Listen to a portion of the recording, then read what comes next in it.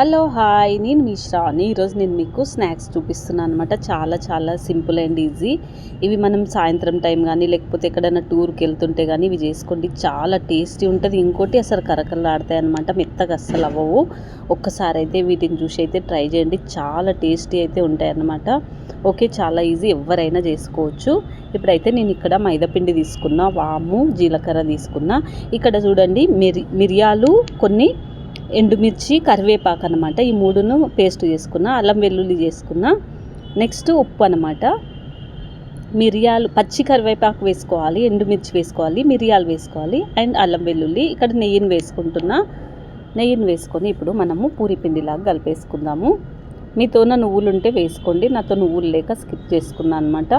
కొంచెం శనగపిండి, ఒక 2 చెంచాల శనగపిండి వేసుకోవాలి. ఇప్పుడు ఇది బాగా కలుపుకుందాము. మనం పూరి పిండి ఎట్లా కలుపుకుంటాం అట్లా కలుపుకోవాలన్నమాట. ఓకే, ఇప్పుడు దీని మీద మళ్ళీ కొంచెం ఆయిల్ వేసుకొని ఇది కొంచెం ఒక 10 నిమిషాలు నానబెట్టుకుందాము. తర్వాత మనకు నచ్చిన షేప్స్ చేసుకోవాలన్నమాట. ఓకే, ఇప్పుడైతే నేను పిండిని తీసుకుంటున్నా. పిండిని తీసుకొని ఫస్ట్ చపాతీలాగా మొత్తం చేసుకుంటున్నా.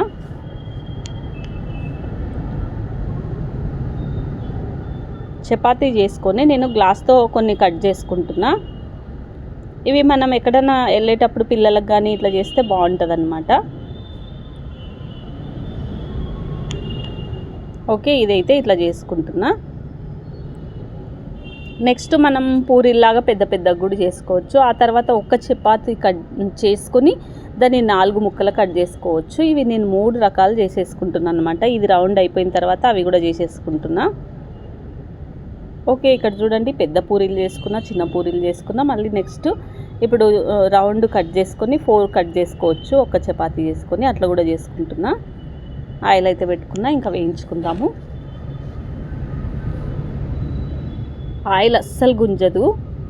మనం అన్ని టేస్ట్ చూసుకోవాలి. అప్పుడు మనకి ఏదైనా తక్కువ అనిపిస్తే, ఉప్పు తక్కువ అనిపిస్తే వేసుకోవాలి. ఓకే, బాగా ఇవి వేయించుకుందాము కలర్ వచ్చే వరకు. నేను ఈ చిన్న రౌండ్స్ చేసుకున్నా, మళ్ళీ పెద్ద పూరీలు చేసుకున్నా, మళ్ళీ చపాతీలో 4 కట్ చేస్తాం కదా, 4 పీసెస్, అవి కూడా చేసుకున్నాను అనమాట. ఇవి బాగా కాలాలి. కాలిన తర్వాత కొంచెం ఆయిల్ వేడిగా అయిన తర్వాతనే వేసుకోండి. నేను తొందరగా వేసుకున్నా.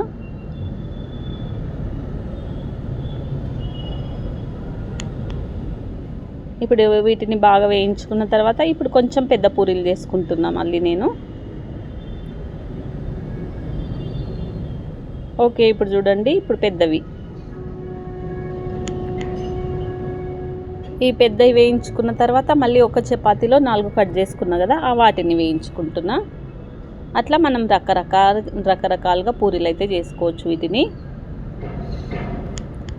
మెయిన్ కరివేపాకు అయితే చూడండి, మీరు తప్పకుండా ట్రై చేయండి. ఇది కరివేపాకు ఎండుమిర్చితో చేసిన స్నాక్స్ కాబట్టి ట్రై చేసి నాకైతే కామెంట్ చేయండి. టేస్ట్ మాత్రం నిజంగా చెప్తున్నా అదిరిపోతాయి అన్నమాట, చాలా బాగుంటాయి.